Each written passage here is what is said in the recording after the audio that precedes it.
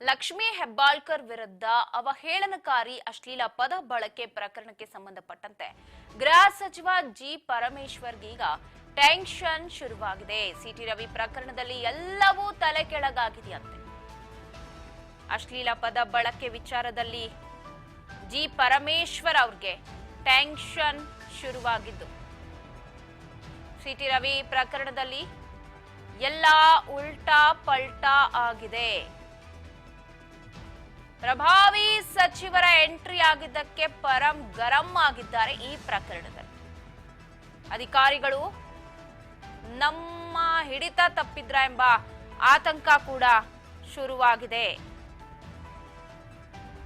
ಬೆಂಕಿ ಚೆಂಡು ನುಂಗಿದಂತೆ ಆಗಿದೆಯಂತೆ doctor G Parameshwar ಅವರ ಪರಿಸ್ಥಿತಿ.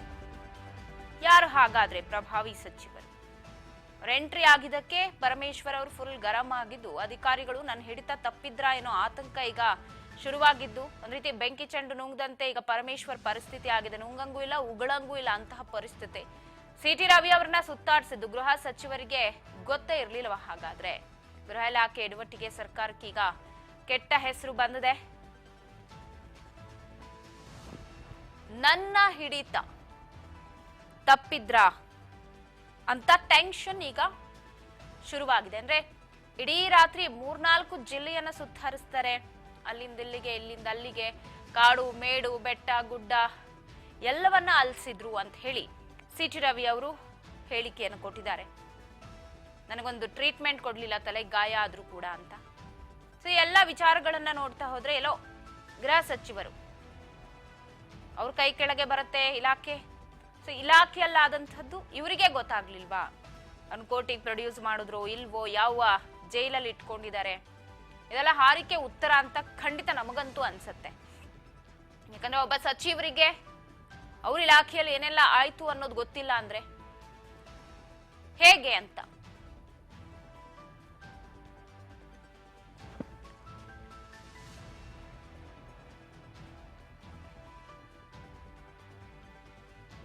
ಸಿಟಿ ರವಿ ಪ್ರಕರಣದಲ್ಲಿ ಎಲ್ಲವೂ ಉಲ್ಟಾ ಪಲ್ಟಾ ಆಗಿದೆ.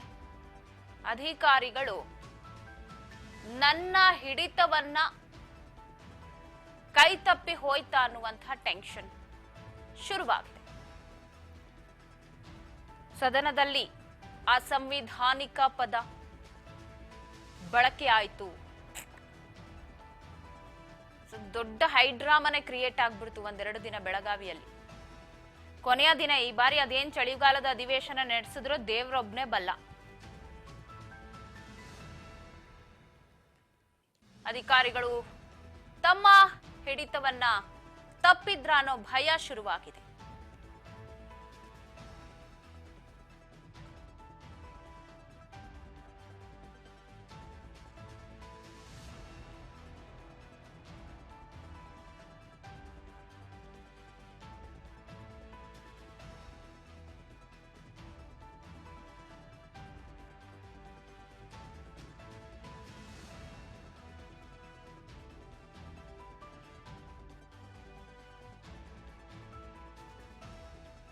ಅನ್ನುವಂತಹ ಆತಂಕ ಈಗ ಡಾಕ್ಟರ್ ಜಿ ಪರಮೇಶ್ವರ್ ಅವ್ರಿಗೆ ಇದೆಯಂತೆ. ಅವತ್ತಾದಂತಹ ಹೈಡ್ರಾಮಾ ಏನಿದೆ, ಬೆಳಗಾವಿಯಲ್ಲಿ ಆದಂತಹ ಹೈಡ್ರಾಮಾ, ಒಬ್ಬ ಸಚಿವರಿಗೆ ತನ್ನ ಇಲಾಖೆಯಲ್ಲಿ ಏನಾಗ್ತದೆ, ಏನ್ ಹೋಗ್ತಾ ಇದೆ, ಯಾರನ್ನ ಅರೆಸ್ಟ್ ಮಾಡಿದ್ದಾರೆ, ಅವ್ರನ್ನ ಎಲ್ಲಿ ಇಟ್ಟಿದ್ದಾರೆ, ಈ ವಿಚಾರ ಅದರಲ್ಲೂ ಕೂಡ ದೊಡ್ಡದಾಗಿ ಸುದ್ದಿ ಆಗಿದ್ದು. ತಮ್ಮದೇ ಪಕ್ಷದ ಸಚಿವೆ ಒಬ್ಬರಿಗೆ ಅವಹೇಳನಕಾರಿ ಅಸಂವಿಧಾನಿಕ ಪದ ಬಳಸಿದ್ದು ಅರೆಸ್ಟ್ ಆಗಿದ್ದಾರೆ. ಅದರ ಒಂದು ಅಪ್ಡೇಟ್ ಕೇಳಲಿಲ್ಲ ಅಂತಂದ್ರೆ ವಾಟ್ ಅಂತ ಅನ್ಸತ್ತೆ. ಸೊ ನೋಡೋಣ ಏನ್ ಟೆನ್ಷನ್ ಅಂತ. ಈ ಬಗ್ಗೆ ಮತ್ತಷ್ಟು ಅಪ್ಡೇಟ್ಸ್ ಅನ್ನ ಕೊಡ್ತಾರೆ ಪ್ರತಿನಿಧಿ ಬಸವರಾಜ್ ಫೋನ್ ಸಂಪರ್ಕದಲ್ಲಿದ್ದಾರೆ. ಬಸವರಾಜ್, ಒಂದ್ ಕಡೆ ಸಿಟಿ ರವಿ ಪ್ರಕರಣ ಇಡೀ ರಾಜ್ಯ ರಾಜಕಾರಣದಲ್ಲಿ ಒಂದು ದೊಡ್ಡ ಹೈ ಡ್ರಾಮಾ ಕ್ರಿಯೇಟ್ ಮಾಡ್ತು ಅಂತಾನೆ ಹೇಳ್ಬೋದು, ಉಲ್ಬಣವನ್ನ ಕ್ರಿಯೇಟ್ ಮಾಡಿತ್ತು. ಸೊ ಆ ವಿಚಾರಕ್ಕೆ ಸಂಬಂಧಪಟ್ಟಂತೆ ಎಲ್ಲೋ ಈಗ ಡಾಕ್ಟರ್ ಜಿ ಪರಮೇಶ್ವರ್ ಅವ್ರಿಗೇನೋ ಟೆನ್ಷನ್ ಶುರುವಾಗಿದೆಯಂತೆ. ನುಂಗಲಾರ್ದ ಬಿಸಿ ತುಪ್ಪ ಆಗಿದೆ ತಮ್ಮ ಇಲಾಖೆ ಅಧಿಕಾರಿಗಳ ವರ್ತನೆ ಅನ್ನುವ ಮಾಹಿತಿ. ಏನ್ ಸಿಗ್ತಾ ಇದೆ ಈ ಬಗ್ಗೆ ಹೆಚ್ಚಿನ ಅಪ್ಡೇಟ್? ಪವಿತ್ರ ಒಂದ್ ಕಡೆ ಏನು ಬೆಳಗಾವಿಯಲ್ಲಿ ನಡೆದಿರ್ತಕ್ಕಂತ ಸಿ ಟಿ ರವಿ ಅವರ ಪ್ರಕರಣ ಇದು ದೊಡ್ಡ ಮಟ್ಟದಲ್ಲಿ ರಾಜ್ಯ ರಾಜಕೀಯದಲ್ಲಿ ಒಂದು ಸಂಚಲನ ಸೃಷ್ಟಿ ಮಾಡಿದೆ. ದೊಡ್ಡ ವಿವಾದ ಆಗಿ ಈಗಾಗಲೇ ಬಿಜೆಪಿ ನಾಯಕರು ಅದನ್ನು ದೊಡ್ಡ ಮಟ್ಟದಲ್ಲಿ ತೆಗೆದುಕೊಂಡು ಹೋಗ್ಲಿಕ್ಕೆ ನಿರ್ಧಾರವನ್ನು ಕೂಡ ಮಾಡಿರ್ತಕ್ಕಂಥದ್ದು.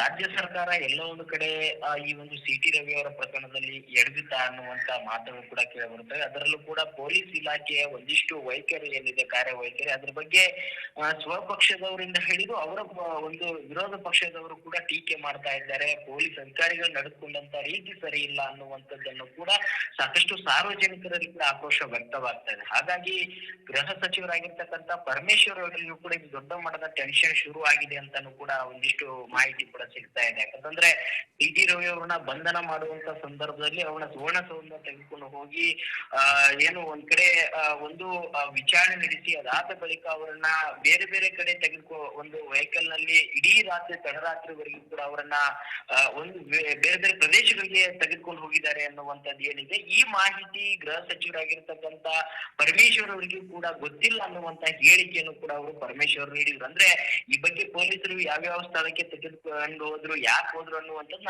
ನನ್ಗೆ ಗೊತ್ತಿಲ್ಲ ಅನ್ನುವಂತ ರೀತಿಯಲ್ಲಿ ಕೂಡ ಅವತ್ತು ಮರುದಿನ ಒಂದು ಹೇಳಿಕೆಯನ್ನ ಕೊಟ್ರು. ಹಾಗಾಗಿ ಪರಮೇಶ್ವರ್ ಅವರಿಗೆ ಪೊಲೀಸ್ ಅಧಿಕಾರಿಗಳು ಮಾಹಿತಿ ಕೊಡ್ಲಿಲ್ವಾ, ಪೊಲೀಸ್ ಅಧಿಕಾರಿಗಳ ಹಿಡಿತ ಪರಮೇಶ್ವರಿಗೆ ಸಿಗ್ತಾ ಇಲ್ವಾ, ಎಲ್ಲೋ ಒಂದ್ ಕಡೆ ಅವರ ಇಲಾಖೆಯಲ್ಲಿ ಏನ್ ನಡೀತಾ ಇದೆ ಅನ್ನುವಂಥದ್ದನ್ನು ಕೂಡ ಪರಮೇಶ್ವರ್ ಅವರಿಗೆ ಆ ಯಾವ ಕೆಲಸ ಕೂಡ ಗೊತ್ತಾಗ್ತಾ ಇಲ್ವಾ, ಅಥವಾ ಅಧಿಕಾರಿಗಳು ಮಾತು ಕೇಳ್ತಾ ಇಲ್ವಾ ಅನ್ನುವಂತಹ ಚರ್ಚೆಗಳು ಕೂಡ ಶುರುವಾಗಿವೆ. ಯಾಕಂತಂದ್ರೆ ಈ ಪ್ರಕರಣದಿಂದ ರಾಜ್ಯ ಸರ್ಕಾರಕ್ಕೆ ಒಂದ್ ಕಡೆ ಮುಜುಗರ ಉಂಟಾಗುವಂತ ರೀತಿಯಲ್ಲಿ ಕೂಡ ನಡೆದಿರ್ತಕ್ಕಂಥದ್ದು. ಯಾಕಂತಂದ್ರೆ ನ್ಯಾಯಾಲಯದಲ್ಲಿ ಕೂಡ ಸಿ ಟಿ ರವಿ ಅವರಿಗೆ ಬೇಲ್ ಕೂಡ ಸಿಕ್ತು, ರಾಜ್ಯ ಸರ್ಕಾರಕ್ಕೆ ಒಂದ್ ರೀತಿಯಲ್ಲಿ ಮುಖಭಂಗ ಕೂಡ ಆಯ್ತು. ಯಾಕಂತಂದ್ರೆ ದೊಡ್ಡ ಮಟ್ಟದಲ್ಲಿ ಇದು ಸಿ ಟಿ ರವಿ ಅವರು ಈ ಹೇಳಿಕೆಯನ್ನ ಕೊಟ್ಟಿದ್ದಾರೆ, ಅಶ್ಲೀಲ ಪದ ಬಳಕೆ ಮಾಡಿದ್ದಾರೆ. ಹಾಗಾಗಿ ರಾಜ್ಯ ಸರ್ಕಾರ ಹಾಗಾಗಿ ಪೊಲೀಸ್ ಇಲಾಖೆ ಅವ್ರನ್ನ ಬಂಧಿಸಿದೆ, ಕಾನೂನು ರೀತಿಯಲ್ಲಿ ನಾವು ಕ್ರಮ ಕೈಗೊಳ್ತೇವೆ ಅನ್ನುವಂತ ಮುಂದಾಲೋಚನೆಗೆ ಮುಂದಾಗಿದ್ರು. ಆದ್ರೆ ಒಂದ್ ಕಡೆ ನ್ಯಾಯಾಲಯದಲ್ಲಿ ಕೂಡ ಮುಖಭಂಗ ಆಗಿದೆ, ಇದರಿಂದ ಸಾರ್ವಜನಿಕ ಆಕ್ರೋಶ ವ್ಯಕ್ತವಾಗ್ತಾ ಇದೆ. ರಾಜ್ಯ ಸರ್ಕಾರಕ್ಕೂ ಕೂಡ ಒಂದ್ ಕಡೆ ಏನೋ ಗ್ಯಾರಂಟಿಗಳ ಅಬ್ಬರದಲ್ಲಿ ಮತ್ತೆ 3 ಉಪಚುನಾವಣೆ ಗೆದ್ದಿರ್ತಕ್ಕಂತ ಒಂದು ಉತ್ಸಾಹದಲ್ಲಿದ್ರು. ಆದ್ರೆ ಈ ಒಂದು ಸಿ ಟಿ ರವಿ ಅವರ ಪ್ರಕರಣದಿಂದ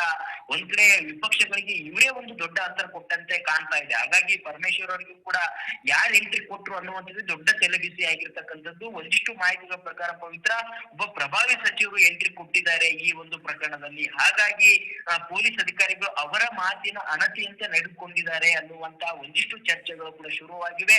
ಅದು ಕೂಡ ಪರಮೇಶ್ವರ್ ಅವರಿಗೆ ಒಂದಿಷ್ಟು ಏನಂದ್ರೆ ಮೊದಲಿನಿಂದಲೂ ಕೂಡ ಅವರ ಇಲಾಖಾ ವ್ಯಾಪ್ತಿಯಲ್ಲಿ ಯಾರು ಕೂಡ ಹಸ್ತಕ್ಷೇಪ ಮಾಡಬಾರದು ಅನ್ನುವಂತ ಆಲೋಚನೆಯಲ್ಲಿ ಇರ್ತಕ್ಕಂಥವ್ರು ಗೃಹ ಸಚಿವರಾದ ಪರಮೇಶ್ವರ್ ಅವರು. ಆದ್ರೆ ಈ ಒಂದು ಪ್ರಕರಣದಲ್ಲಿ ಬೇರೆ ಬೇರೆಯವರ ಕೈವಾಡ ಆಗಿದೆ. ಹಾಗಾಗಿ ನನಗೆ ಗೊತ್ತಿಲ್ಲಾರ್ದಂತೆ ನನ್ನ ಇಲಾಖೆಯಲ್ಲಿ ಈ ರೀತಿಯಾಗಿರ್ತಕ್ಕಂಥ ಎಡವಟ್ಟು ನಡೆದಿರ್ತಕ್ಕಂಥದ್ದು ಎಷ್ಟರ ಮಟ್ಟಿಗೆ ಸರಿ ಅನ್ನುವಂತ ಒಂದ್ ರೀತಿಯಲ್ಲಿ ಕೂಡ ಪರಮೇಶ್ವರ್ ಅವರಿಗೆ ಇತ್ತ ಬಹಿರಂಗವಾಗಿ ಹೇಳಕ್ಕೂ ಆಗ್ತಿಲ್ಲ, ಇತ್ತ ಈ ಇಲಾಖೆಯಲ್ಲಿ ಆಗಿರ್ತಕ್ಕಂಥ ಬೆಳವಣಿಗೆಯನ್ನು ಕೂಡ ಸಹಿಸಿಕೊಳ್ಳಿಕ್ ಕೂಡ ಆಗ್ತಿಲ್ಲ. ಆ ರೀತಿಯಲ್ಲಿ ಒಂದ್ ಕಡೆ ಸಂಕಷ್ಟಕ್ಕೆ ಡಾಕ್ಟರ್ ಜಿ ಪರಮೇಶ್ವರ್ ಅವರು ಒಂದು ಅವರ ಪರಿಸ್ಥಿತಿ ಬಂದಿದೆ ಅನ್ನುವಂತ ಚರ್ಚೆಗಳು ಕೂಡ ಶುರುವಾಗಿವೆ. ಹಾಗಾಗಿ ಪರಮೇಶ್ವರ್ ಅವರು ಕೂಡ ಈ ಒಂದು ಪ್ರಕರಣವನ್ನ ಯಾವ ರೀತಿಯಾಗಿ ಒಂದು ಸರಿಪಡಿಸಬೇಕು, ಯಾಕಂತಂದ್ರೆ ಈಗಾಗಲೇ ವಿಪಕ್ಷಗಳು ಆರೋಪ ಮಾಡ್ತಾ ಇದ್ದಾವೆ ಸಿ ಟಿ ರವಿ ಅವ್ರನ್ನ ಎನ್ಕೌಂಟರ್ ಮಾಡುವಂತ ಸಂಚು ಹೂಡ್ತಾ ಇತ್ತು ಅಂತಕ್ಕಂಥ ಪ್ರಮುಖವಾಗಿ ಕೇಂದ್ರ ಸಚಿವರಾಗಿರ್ತಕ್ಕಂಥ ಪ್ರಹ್ಲಾದ್ ಜೋಶಿ ಅವರು ಕೂಡ ಆರೋಪ ಮಾಡ್ತಾ ಇದ್ದಾರೆ. ಸಿ ಟಿ ರವಿ ಅವರು ಕೂಡ ನನ್ನನ್ನ ಕೊಲೆ ಮಾಡ್ತಿದ್ರು ಅನ್ನುವಂಥದ್ದನ್ನ ಖಾನಾಪುರ್ ಪೊಲೀಸ್ ಸ್ಟೇಷನ್ ಅಲ್ಲಿ ಏನು ಬಂಧನ ಮಾಡಿ ತೆಗೆದುಕೊಳ್ಳುವಂತ ಸಂದರ್ಭದಲ್ಲಿ ಕೂಡ ಘಂಟಾಘೋಷವಾಗಿ ಒಂದು ಕೂಗಿ ಹೇಳ್ತಾರೆ. ಇವೆಲ್ಲ ನೋಡ್ತಾ ಹೋದ್ರೆ ಪರಮೇಶ್ವರ್ ಅವರ ಒಂದು ಇಲಾಖೆಯಲ್ಲಿ ಕೈ ಹಿಡಿತದಲ್ಲಿ ಪೊಲೀಸ್ ಅಧಿಕಾರಿಗಳು ಸಿಗ್ತಾ ಇಲ್ವಾ, ಪೊಲೀಸ್ ಅಧಿಕಾರಿಗಳು ಪರಮೇಶ್ವರ್ ಮಾತೇ ಕೇಳ್ತಾ ಇಲ್ವಾ, ಬೇರೆಯವ್ರ ಮಾತು ಕೇಳ್ತಾ ಇದ್ದಾರಾ ಅನ್ನುವಂತ ಸಾಕಷ್ಟು ಚರ್ಚೆಗಳು ವಿಮರ್ಶೆಗಳು ನಡೀತಾ ಇದ್ದಾವೆ. ಪವಿತ್ರ, ಖಂಡಿತ ಬಸವರಾಜ್, ನೀವ್ ಹೇಳ್ದಂಗೆ ಇನ್ ಕೇಸ್ ಏನಾದ್ರೂ ಡಾಕ್ಟರ್ ಜಿ ಪರಮೇಶ್ವರ್ ಅವ್ರಿಗೆ ಗೊತ್ತಿಲ್ಲದೆ ಇದೆಲ್ಲವೂ ಆಗಿದ್ರೆ ಅದು ಕೂಡ ದೊಡ್ಡ ಮಿಸ್ಟೇಕ್ ಆಗುತ್ತೆ. ಜೊತೆಗೆ ಈಗ ನೀವೇ ಹೇಳಿದ್ರಿ ಸಿ ಟಿ ರವಿ ಅವ್ರು ಕೊಟ್ಟಂತಹ ಒಂದಷ್ಟು ಭಯಾನಕ ಹೇಳಿಕೆಗಳು, ಇದನ್ನ ನೋಡಿದಾಗ ಸಾಮಾನ್ಯ ಜನರಿಗೂ ಈಗ ಅನ್ಸಿರೋದು ಏನಪ್ಪಾ ಅಂತಂದ್ರೆ ನಮ್ಮ ಕಾನೂನಿನ ಸುವ್ಯವಸ್ಥೆ ಅದ್ರಲ್ಲೆಲ್ಲೋ ನಂಬಿಕೆ ಕಳ್ಕೊಳ್ತಾ ಹೋದ್ರ ಅಂತ. ಯಾಕಂದ್ರೆ ಒಬ್ಬ ನಾಯಕನಿಗೆ, ರಾಜಕೀಯ ಗಣ್ಯನಿಗೆ ಈ ತರ ಮಾಡ್ತಾರೆ, ಕರ್ಕೊಂಡು ಹೋಗ್ತಾರೆ, ಎಲ್ಲೆಲ್ಲೋ ಸುತ್ತಾರಿಸ್ತಾರೆ ಅಂತ ಅಂದಾಗ, ಅವ್ರಿಗೆ ಜೀವ ಬೆದರಿಕೆ ಅಂತ ಅಂದಾಗ ಸಾಮಾನ್ಯ ವ್ಯಕ್ತಿನ ಯಾವ ತರ ನಮ್ಮ ಕಾನೂನಿನ ಅಡಿ ಪೊಲೀಸರು ನಡೆಸ್ಕೊಳ್ಬಹುದು ಅನ್ನುವಂತಹ ಒಂದಷ್ಟು ಆತಂಕ ಕೂಡ ಶುರುವಾದಂತೆ ಕಾಣಿಸ್ತಾ ಇದೆ ಈಗ. ಬಟ್ ಇಲ್ಲಿ ಪರಮೇಶ್ವರ್ ಅವ್ರು ಹೇಳಿರೋ ಹೇಳಿಕೆನೂ ಎಲ್ಲೋ ಒಂದ್ ರೀತಿ ಅಸಂಬದ್ಧ ಅಥವಾ ಬೇಜವಾಬ್ದಾರಿತನವನ್ನ ತೋರೋ ತರನೇ ಆಗತ್ತೆ ಅಂತ. ಖಂಡಿತ ಪವಿತ್ರ, ಯಾಕಂತಂದ್ರೆ ಒಂದು ಸಣ್ಣ ಪ್ರಕರಣ ಅಲ್ಲ ಇದು. ಒಬ್ಬ ಜನಪ್ರತಿನಿಧಿಯನ್ನ ಬಂಧನ ಮಾಡಿ ಅವರನ್ನ ಬೇರೆ ಬೇರೆ ಪ್ರದೇಶಗಳಿಗೆ ಕರ್ಕೊಂಡು ಹೋಗಿ ಒಂದು ದೊಡ್ಡ ಹೈಡ್ರಾಮಾ ಸೃಷ್ಟಿಸುವುದು ಯಾಕೆ ಬೇಕಾಗಿತ್ತು? ಆ ಕಾನೂನು ಮುಖಾಂತರ ನಾವು ಕ್ರಮ ಕೈಗೊಳ್ತೇವೆ ಅನ್ನುವಂತಹ ಅವರು ಸಂವಿಧಾನದಲ್ಲಿ ನಮ್ಗೆ ನಂಬಿಕೆ ಇದೆ, ಸಂವಿಧಾನ ಪ್ರಕಾರವೇ ನಾವು ನೋಡಿಕೊಳ್ತೇವೆ ಅಂತಕ್ಕಂಥದನ್ನ ಪದೇ ಪದೇ ಹೇಳ್ತಕ್ಕಂಥ ಕಾಂಗ್ರೆಸ್ ಪಕ್ಷದ ನಾಯಕರು ಈಗ ಸರ್ಕಾರವನ್ನ ನಡೆಸ್ತಾ ಇದ್ದಾರೆ. ಹಾಗಾಗಿ ಈ ಒಂದು ನಿಟ್ಟಿನಲ್ಲಿ ಸಂವಿಧಾನದ ಅಡಿಯಲ್ಲಿ ಕಾನೂನು ರೀತಿಯಲ್ಲಿ ಏನ್ ಕ್ರಮ ಇತ್ತು? ಒಬ್ಬ ಜನಪ್ರತಿನಿಧಿಯನ್ನ ಬಂಧನ ಮಾಡ್ಬೇಕಾದ್ರೆ ಏನೆಲ್ಲ ನಿಯಮಾವಳಿಗಳಿದಾವೆ, ಏನೆಲ್ಲ ಒಂದು ಕ್ರಮಬದ್ಧವಾಗಿ ಮಾಡ್ಬೇಕು. ಆ ರೀತಿಯಲ್ಲಿ ಮಾಡಿದ್ರೆ ಈ ರೀತಿಯಾಗಿರ್ತಕ್ಕಂಥ ವಿವಾದ ಸೃಷ್ಟಿ ಆಗ್ತಾನೆ ಇರ್ಲಿಲ್ಲ ಅನ್ನುವಂಥದ್ದು ಅವರ ಪಕ್ಷದಲ್ಲಿರ್ತಕ್ಕಂಥ ನಾಯಕರೇ ಒಂದಿಷ್ಟು ಮಾತುಗಳನ್ನ ಆಡ್ತಾ ಇದ್ದಾರೆ. ಮತ್ತೆ ಸಾರ್ವಜನಿಕರಿಗೂ ಸಹಜವಾಗಿ ಒಬ್ಬ ಜನಪ್ರತಿನಿಧಿಗೆ, ಒಬ್ಬ ಒಂದು ದೊಡ್ಡ ಪಕ್ಷದ ನಾಯಕನಿಗೆ ಈ ರೀತಿಯಾಗಿರ್ತಕ್ಕಂಥ ಪೊಲೀಸರ ನಡವಳಿಕೆ, ಅವರು ಬಂಧನ ಮಾಡುವಂತ ಸಂದರ್ಭದಲ್ಲಿ ಒಂದಿಷ್ಟು ಹೇಳಿಕೆಗಳನ್ನ ಕೊಡ್ತಾರೆ, ನನ್ನನ್ನ ಕೊಲೆ ಮಾಡ್ಲಿಕ್ಕೆ ಕರೆದುಕೊಂಡು ಹೋಗ್ತಾ ಇದ್ದಾರೆ, ನನ್ನ ಕಾಪಾಡಿ ಅನ್ನುವಂತ ಹೇಳಿಕೆಗಳನ್ನ ಕೊಡ್ತಾರೆ. ಅದಾದ ಬಳಿಕ ತಡರಾತ್ರಿವರೆಗೂ ಕೂಡ ಒಂದು ವಿಡಿಯೋ ಮುಖಾಂತರ ಅವರು ನನ್ನ ಇಲ್ಲಿ ಯಾಕೆ ಕರ್ಕೊಂಡ್ ಬಂದಿದ್ದೀರಿ ಅನ್ನುವಂತ ತಲೆಗೆ ಪಟ್ಟೆಯನ್ನ ಕಟ್ಟಿಕೊಳ್ತಾರೆ, ಅದು ವಿಡಿಯೋ ಮಾಡಿ ಹಂಚುತ್ತಾರೆ. ಇದೆಲ್ಲವೂ ಕೂಡ ಸಾರ್ವಜನಿಕರು ಗಮನಿಸಿದಂತ ಸಂದರ್ಭದಲ್ಲಿ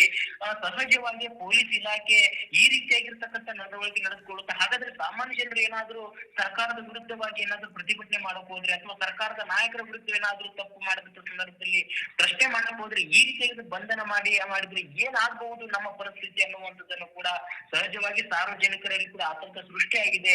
ಪೊಲೀಸ್ ಇಲಾಖೆ ಅಥವಾ ಈ ಸರ್ಕಾರ ಏನ್ ಮಾಡ್ಲಿಕ್ಕೂ ಕೂಡ ಹಿಂದೆ ಸರಿಯುವುದಿಲ್ವಾ ಅನ್ನುವಂತ ಪ್ರಶ್ನೆಗಳು ಕೂಡ ಸಹಜವಾಗಿ ಜನಸಾಮಾನ್ಯರಲ್ಲಿ ಕಾಡ್ತಾ ಇದೆ. ಹಾಗಾಗಿ ಇವೆಲ್ಲವೂ ಕೂಡ ರಾಜ್ಯ ಸರ್ಕಾರಕ್ಕೆ ಒಂದು ನುಂಗಲಾರದ ತುತ್ತಾಗಿರ್ತಕ್ಕಂಥದ್ದು. ಹಾಗಾಗಿ ಇದನ್ನ ಯಾವ ರೀತಿಯಾಗಿ ಸರ್ಕಾರ ಇದನ್ನ ಪರಿಗಣಿಸುತ್ತೆ, ಮುಂದೆ ಈ ರೀತಿಯಾಗಿರ್ತ ಪ್ರಕರಣ ಆಗ್ಲಾರ್ದಂಗೆ ನೋಡ್ಕೊಳ್ಳುತ್ತಾ, ಅಥವಾ ಯಾವ ರೀತಿಯಾಗಿ ಒಂದು ವಿವಾದವನ್ನ ಈ ಪೊಲೀಸ್ ಇಲಾಖೆ ಈ ರೀತಿಯಾಗಿ ಭಯ ಸೃಷ್ಟಿ ಮಾಡೋದಿಲ್ಲ, ಕಾರಣ ರೀತಿಯಲ್ಲ ನಾವು ಕೂಡ ನಡೆದುಕೊಳ್ತೇವೆ ಅನ್ನುವಂತಹ ಒಂದಿಷ್ಟು ಸಂದೇಶವನ್ನ ಜನರಿಗೆ ತಿಳಿಪಡಿಸುವಂತ ಪ್ರಯತ್ನ ಮಾಡ್ತಾರ, ಯಾವ ರೀತಿಯಾಗಿ ಅದನ್ನು ತೆಗೆದುಕೊಂಡು ಹೋಗ್ತಾರೆ ಅನ್ನುವಂಥದ್ದು ನಾವು ಕಾದಷ್ಟು ನೋಡ್ಬೇಕಾಗಿದೆ. ಪವಿತ್ರ, ಥ್ಯಾಂಕ್ ಯು ಬಸವರಾಜ್ ಮಾಹಿತಿಗಾಗಿ. ಒಟ್ಟಾರೆ